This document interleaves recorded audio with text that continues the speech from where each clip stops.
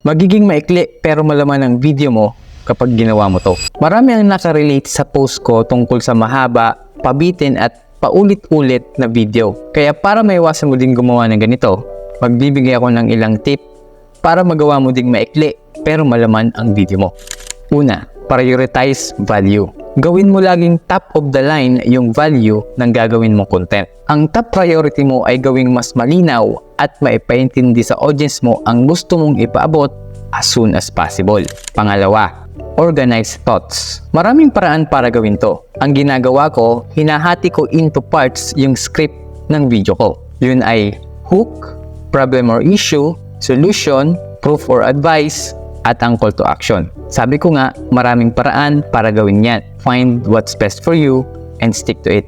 Ito lang ang pattern na sinusunod ko tuwing gumagawa ako ng script para sa mga videos ko. Sa pamamagitan kasi nito, naiiwasan kong magpaulit-ulit yung mga sinasabi at ideas sa videos ko. Nagiging mas malinaw din sa akin kung ano yung mga ideas na ilalagay ko sa video na gagawin ko. Tandaan mo na kung kaya naman paikliin pero intindi pa din, huwag mo nang pahabain. Kaysa naman hindi tapusin ng nanonood yung video mo kasi sa bandang huli, sila ay naboring. Kung natulungan kita, follow for more.